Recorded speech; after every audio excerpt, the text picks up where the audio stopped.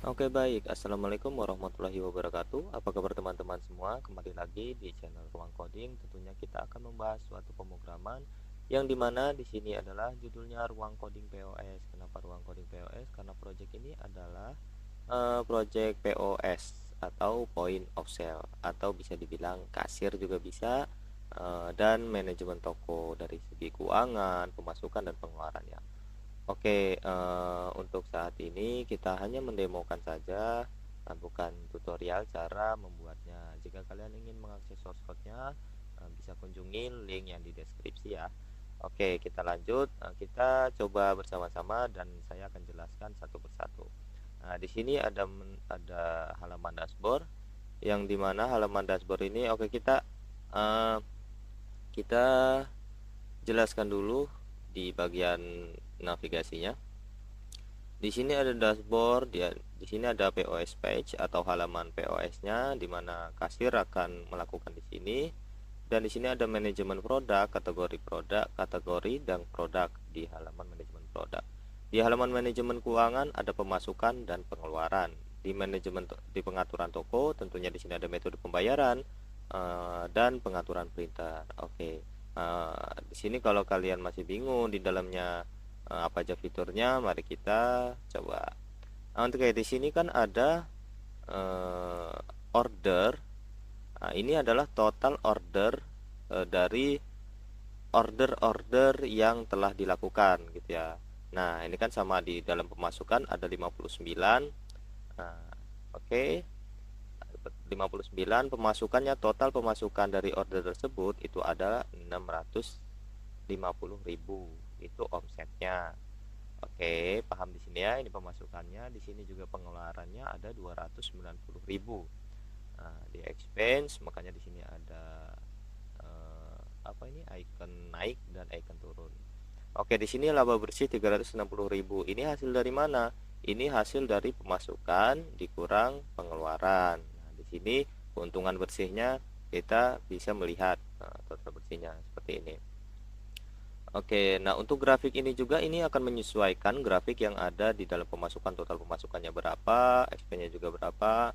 Ini kalau omsetnya nambah naik, ini akan hijau-hijau ini akan terus naik. Oke. Nah, di sini 34. Nah, gitu ya. Oke, di sini untuk bagian bawahnya di dalam grafik widgetnya itu adalah pemasukan, ada pengeluaran.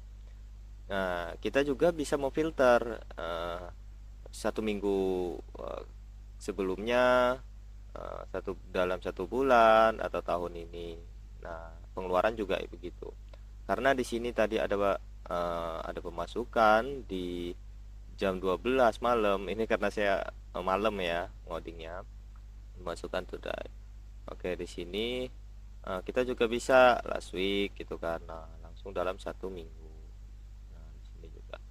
Oke, begitu aja. Mungkin di sini nggak usah terlalu jauh-jauh karena kalian mungkin udah paham semua tentang isi di dalam halaman dashboard ini. Oke, lanjut kita untuk post page ini, untuk halaman POS-nya kita langkahi dulu karena kita akan lanjut ke manajemen produk terlebih dahulu. Di dalam kategori. Nah, di dalam kategori ini kita bisa membuat kategori lagi karena di sini saya sudah membuat makanan dan minuman kategori. Misal ada kategori dan lain-lain, kalian bisa tambahkan, tinggal new kategori aja, kalian bisa masukkan di sini. Bisa diaktifkan, bisa tidak diaktifkan juga.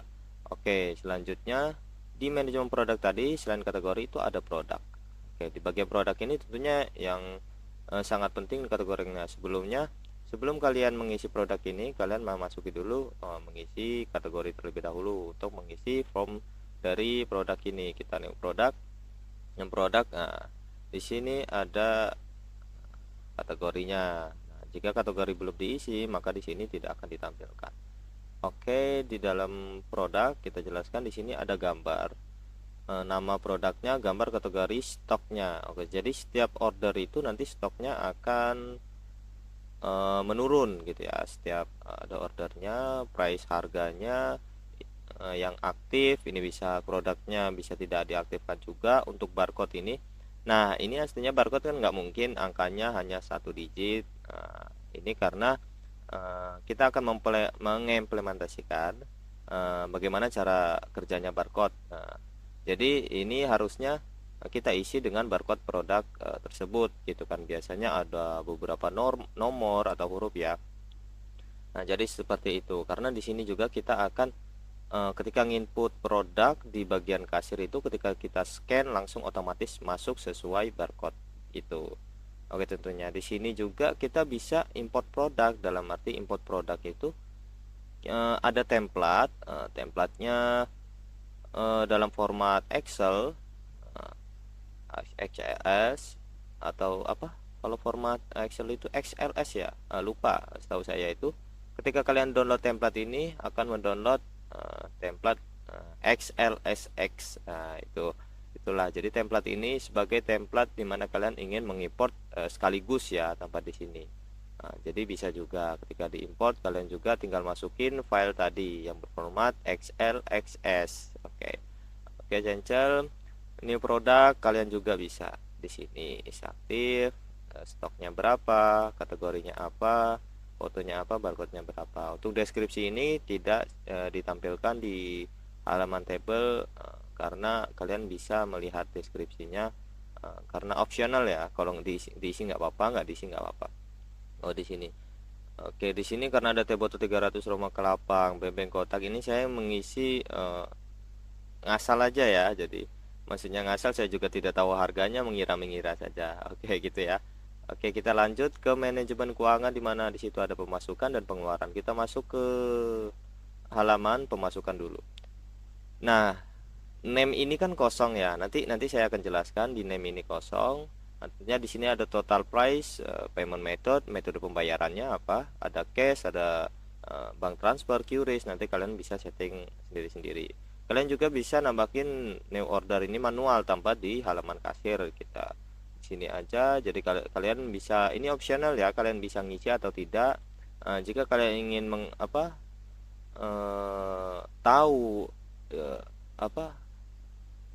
identitas dari customer, kalian juga bisa mengisi. Jadi kalau tidak perlu juga tidak apa-apa, karena kebanyakan kasir juga tidak menanyakan nama, email, telepon. Tapi jika diperlukan, di sini sudah ada. Di sini produk dipisah, ini kalau manual ya, bisa dipilih saja. Di sini di select an option ini ada produk-produk yang telah ada di manajemen produk tersebut. Oke. Nah, di sini total price-nya ini akan terisi otomatis. Kalau tidak percaya, kita klik Roma Kelapa, akan terisi otomatis. Kalau kita klik 2, akan terisi otomatis 20.000. Payment methodnya apa? Nah, bank transfer, cash and QRIS. Oke, karena kita sudah ada nanti aja, karena penjelasannya di sini cukup simpel ya. Kalian ingin membuat atau tidak pun tidak masalah. Oke, lanjut di bagian pengeluaran. Nah, di pengeluaran ini sangat penting juga tentunya dari sebuah bisnis ya, untuk mencatat sebuah keuangan. Jadi dibutuhkan halaman expense ini pengeluaran ya.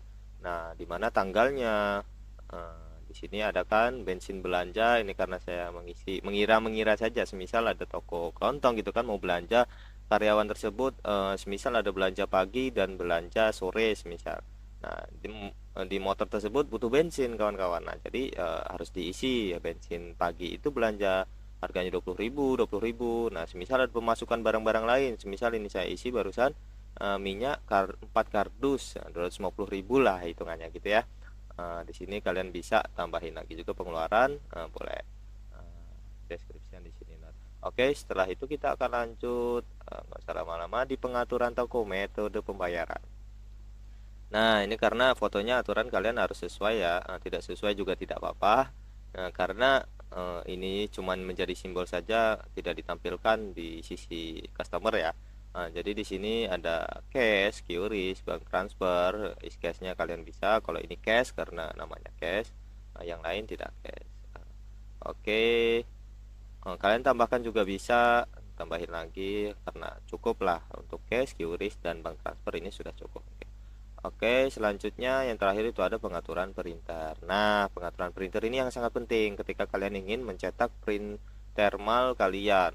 Oke, sebelumnya karena format printer di sini itu formatnya adalah ukuran 58 mm kalau nggak salah ya, 58 pokoknya ukuran 58. Nah di sini saya akan bahas satu-satu, ini yang sangat penting ya.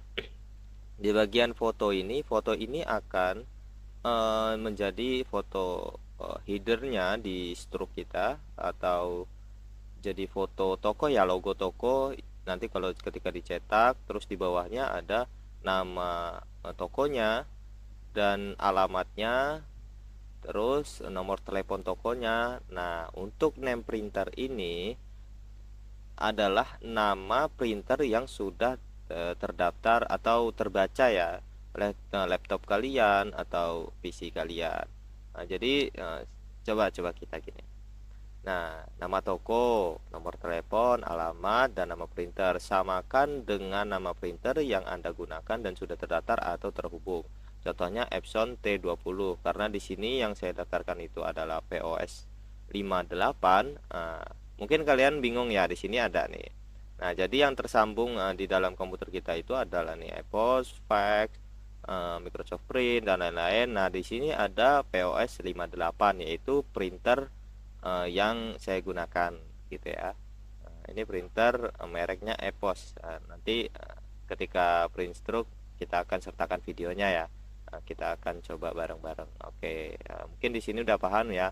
Yang diterterakan di dalam form ini, nama printer ini samakan dengan nama printer ini. Oke, untuk bagaimana biasanya printer terminal kadang ada gangguan, terkadang untuk menyambungkan yang di PC, kalian bisa download drivernya atau bisa tonton tutorial yang lain terkait cara menyambungkan printer thermal ke PC. Nanti jika udah terdaftar di sini namanya, bisa kalian samakan di sini.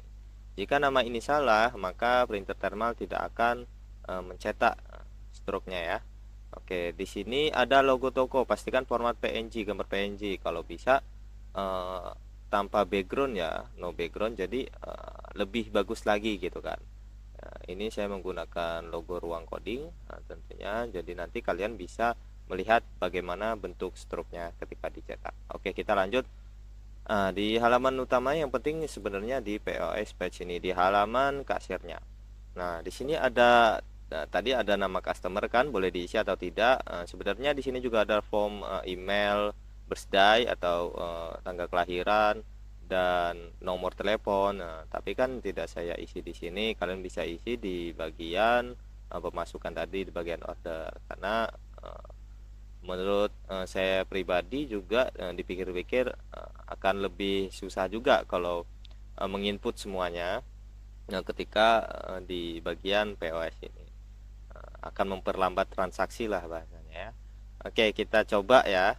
Di sini di bagian halaman ini, semisal kita akan input ada yang beli teh botol ini, Roma kelapa, dan beng-beng. Nah, akan mengisi di bagian sini. Botol 4000, totalnya sudah diformat penjumlahan dari ini. Nah, di sini juga. Nah, ini ready only ya, ini nggak bisa dirubah karena sesuai penjumlahan di sini. Jika kalian mengetik lagi ini, bisa menambah 2, atau kalian bisa mengklik tombol tambah ini atau kurang. Oke, jadi itu. Nah, di sini ada tombol reset. Ketika salah order, kalian juga bisa reset semuanya. Ketika reset semuanya akan menghilang kembali. Oke, paham ya? Nah, kenapa tadi saya fokuskan ke nama barcode tadi? Nah, di sini kawan, fitur utamanya ya teman-teman. Nah, di sini aslinya kan tadi barcode-nya ada berapa digit nomor, karena tadi barcode di halaman produk ini cuman saya isi 1 2 3 4 5. Oke, gitu ya. Nah, ketika kalian menyekan barcode 1, nah akan masuk otomatis. 2 akan otomatis, 3 akan otomatis, 4, 5. Nah, ketika terisi akan otomatis menghapus. Tapi jika kalian tidak menemukan seperti ini, nah ini tidak akan terhapus. Tapi jika kalian 5 lagi, nah akan menambah kuantitinya juga. Coba kita 1 menambah 2, 1 lagi menambah 3. Oke, nah di sini payment methodnya ada cash, QRIS, bank transfer tentunya ya. Ini kalian isi, tidak isi nggak apa-apa, karena ini tidak required ya. Jadi boleh optional, boleh diisi atau tidak sebagai data customer kita. Oke, contoh kita isi saja ya, Diki Aliansyah itu nama saya. Nah, kita isi cash semisal. Nah, kita check out. Nah, bentar ya, kita check out. Saya rekam dulu untuk printernya biar nanti saya sertakan di video ini biar kalian tahu apa yang dicetak itu benar atau tidak, gitu ya. Oke, kita sudah saya sambungkan videonya. Oke, kita check out. Nah, di sini ada pemberitaan order berhasil disimpan.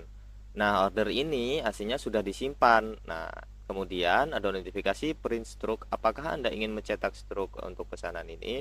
Nah, jika tidak, kalian akan kembali ke halaman ini tanpa mencetak stroke atau mengeprint ya. Kita cetak ya. Nah, kalian nanti bisa lihat hasilnya. Saya ambil. Oke. Nah, kan kelihatan nggak? Nah, di sini ada, bentar ya. Nah, ruang coding mungkin agak buram, nanti mungkin saya foto ya hasilnya ya.